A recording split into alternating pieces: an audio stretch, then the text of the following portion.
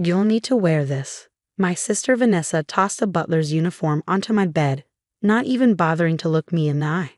The resort staff is short-handed, and since you work in hospitality, you can make yourself useful. I picked up the pressed black uniform, fighting to keep my expression neutral. If she only knew that I wasn't just in hospitality, I owned a Crystal Cove resort, along with 12 other luxury properties around the world. You want me to serve drinks at your wedding? I kept my voice steady, though my hands wanted to shake. Well, it's not like you can afford to be a proper guest, Michael. She smoothed her designer dress, checking her reflection in my bedroom mirror.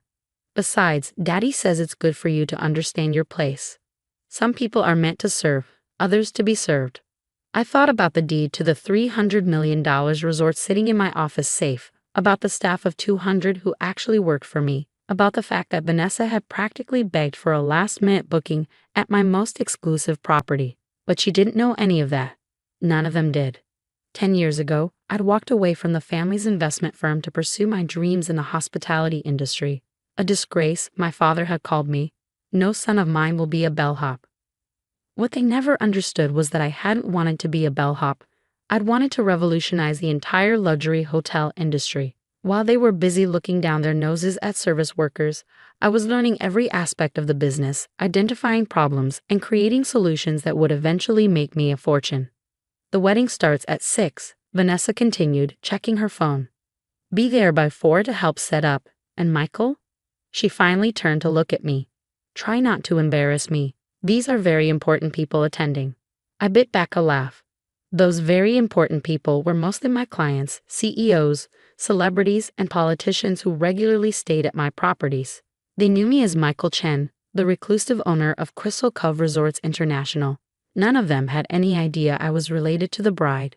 I'll do my best, I said mildly. After she left, I sat down at my desk and opened my laptop. The wedding contract was still open. Vanessa had nearly cried when she called begging for a venue after her original location fell through. The Crystal Cove Resort usually booked 2 years in advance, but I'd made an exception. Your family name carries weight, my events manager had told her, following my script perfectly. Mr. Chen has approved your booking personally. She preened at that, assuming it was our family's reputation in finance that had opened the doors. The irony was almost too perfect. My phone buzzed, a text from my assistant David. Everything's set for tomorrow. Staff briefed and sworn to secrecy. Are you sure about this? I thought about all the family gatherings where I'd been seated at the children's table well into my 30s, about the client meetings where my father had introduced me as our family's hospitality expert, with a smirk, about Vanessa's constant reminders that I was the family disappointment. Absolutely sure, I typed back. Make sure the uniforms are ready. The next morning, I arrived at the resort through the service entrance, carrying the butler's uniform Vanessa had given me. My staff, played along perfectly, treating me like a new hire, showing me where to store my belongings. Mr. Chen, my head of security, whispered as I passed. The cameras are all set. We'll capture every moment. I nodded slightly. I wanted a record of this day, not for revenge, but for remembrance. Sometimes the best lessons come wrapped in humble packages. The resort was in full wedding mode. Flowers worth more than most cars filled the grand ballroom, crystal chandeliers sparkled overhead, and an army of staff moved with practiced precision to prepare for the evening's events. My father arrived around noon, barking orders at the staff like he owned the place. I watched from behind a service door as he complained about the champagne selection, the same vintage I knew he served at his own parties. Don't you have anything better? He demanded of the sommelier. This is a Crawford family wedding. Do you know who we are? The sommelier, who knew exactly who I was, kept his face professionally blank. I'll check with management, sir. My mother appeared next, fussing over every detail with the wedding planner. She passed me twice without a second glance, her own son, invisible in a butler's uniform. By 4 o'clock, guests began arriving. I recognized most of them, not just as family members, but as clients. The CEO of Atlantic Industries, who had just booked my Maldives property for his anniversary. The media mogul who held his annual board meetings at my Swiss resort.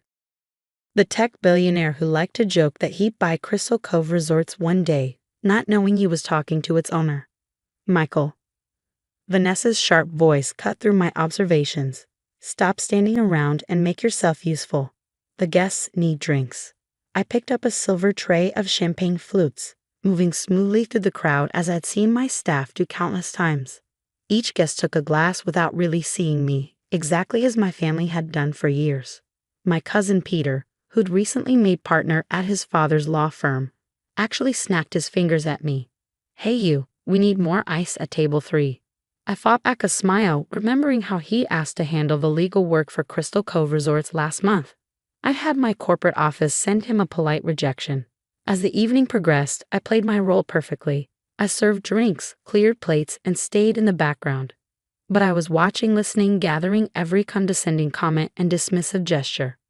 The wedding ceremony was about to begin, and soon, very soon, they would all learn what it truly meant to understand one's place. My phone buzzed one last time, a message from David. "The signs are ready, on your signal." I texted back a single word. Wait. The best revelations, like the best service, are all about timing. The wedding ceremony had just ended, and the reception was in full swing. Vanessa looked radiant in her designer gown, floating through the crowd like she owned the place. The irony wasn't lost on me as I continued my role as server, invisible yet seeing everything. "I can't believe you managed to book the Crystal Cove Resort," one of her friends gushed. "It's impossible to get a last-minute reservation here." Vanessa preened. "Well, you know how it is. The Chen family has quite a reputation. When they heard our name, they practically begged us to hold the wedding here." I suppressed a smile as I refilled their champagne glasses. She had no idea how right she was about the Chen name, just the wrong Chen. "Michael." My father's sharp voice cut through my thoughts. "Stop dawdling and bring more wine to the head table, and try not to spill it this time." I hadn't spilled a drop all night, but that was beside the point. I collected a fresh bottle of the $1,000 wine I'd personally selected for the evening and made my way to the family table. "You know," my father was saying loudly to his business associates, "it's actually good that Michael ended up in service. Keeps him humble. Not everyone is cut out for real success." The men around him chuckled, swirling their expensive wine in crystal glasses that I had imported from Venice. My mother touched his arm gently. "At least he's working," she said, though her tone suggested this was the barest minimum of achievement, unlike cousin Timothy, who still lives in his parents' basement. I checked my watch. Almost time. "Hey, Butler," Peter called out, snapping his fingers again. "Tell the management we need better music. This playlist is amateur hour." I had personally curated the evening soundtrack, a mix of classical pieces performed by the London Symphony Orchestra, which I happened to sponsor. "Of course, sir," I replied smoothly. "I'll speak to the owner right away." "Good luck with that," Vanessa laughed. "Mr. Chen never shows his face. He's probably some old recluse who doesn't even know what's happening in his own hotel." That was my cue. I pulled out my phone and sent a single text to David. "Now." The crystal chandeliers dimmed slightly and the massive screens around the ballroom flickered to life. The resort's logo appeared, followed by a message that made the room fall silent. "Welcome to Crystal Cove Resort." A message from the owner. My father frowned. "What's this?" The screens shifted to show a series of photographs. Me signing the resort's purchase agreement, cutting the ribbon at our Dubai location, accepting Luxury Hotelier of the Year award. In each image, I was clearly recognizable as Michael Chen, owner and CEO of Crystal Cove Resorts International. The silence in the room was deafening. I removed the butler's jacket, revealing a perfectly tailored Tom Ford suit underneath. "Actually," I said, raising my voice slightly, "Mr. Chen is quite aware of everything that happens in his hotels." Vanessa's champagne glass slipped from her fingers, shattering on the marble floor. My father's face had gone pale, while Peter seemed to be choking on his wine. That's not possible," Vanessa stammered. "Would you like to see the deed?" I asked pleasantly. "Or perhaps the resort's financial statements. I believe you'll find everything in order." "You own Crystal Cove Resorts?" My father's voice was barely a whisper. "All 13 properties," I confirmed. "Though this one is special. It's where I first learned the meaning of true hospitality, something this family never quite understood." The screens now showed images of my other properties, the snow-capped peaks surrounding our Switzerland location, the pristine beaches of our Maldives resort, the glittering lights of our Singapore tower. "While you were all busy mocking my career choice," I continued, I was building an empire, one that's now worth considerably more than Crawford Investment Group. That hit home. My father's company had been our family's source of pride for generations. The fact that I had surpassed it while playing the role of humble hotelier was almost too much for him to process. "Why didn't you tell us?" my mother asked, her voice small. "Would you have believed me?" I countered. 10 years ago, you said I was throwing my life away, that no son of yours would ever work in service. While you were right about one thing, I don't work in service. I revolutionized it." David appeared at my side, tablet in hand. "Mr. Chin, the governor is on line 1. Shall I tell him you're busy with a family matter?" The room erupted in whispers. The same governor who had dismissed me as the help earlier was now asking for me by name.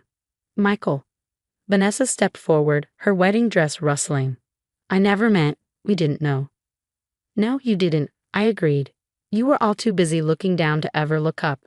But that's okay, because while you were focused on appearances, I was building something real."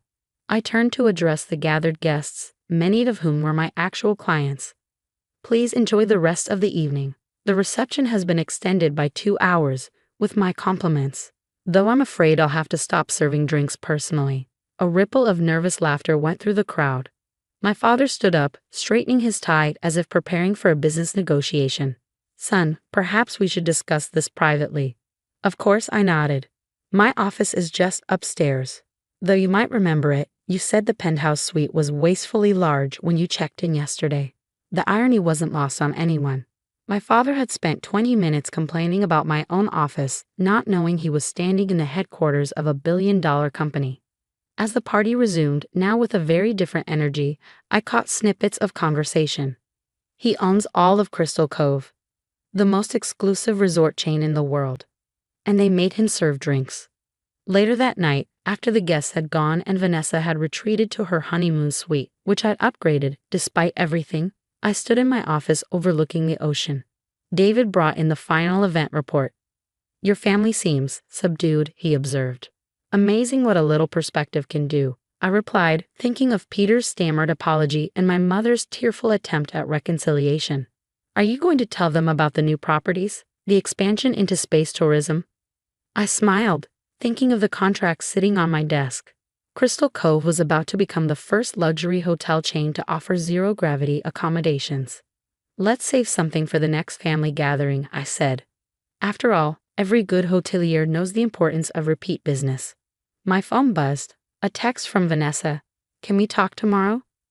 I typed back, "Of course. I believe you're booked for breakfast at the oceanfront restaurant. I own that too." Sometimes the greatest service you can provide is teaching others the true meaning of respect. And as I looked out over my resort, I knew that tomorrow would bring a new chapter in the Crawford family story. After all, success isn't about who you serve, it's about how you lead. And sometimes, the best way to lead is to let others discover their own humility. Looking at the butler's uniform still draped over a chair, I couldn't help but smile. It had been worth playing the servant for one last evening, if only to teach my family that true dignity isn't about the uniform you wear, but the person you choose to be. The sun was setting over the ocean, casting a golden glow across the resort, my resort. Tomorrow would bring new challenges, new opportunities, and perhaps even new beginnings with my family. But for now, I was content knowing that sometimes the best revenge isn't served cold. It's served with impeccable style and a perfect view of the ocean.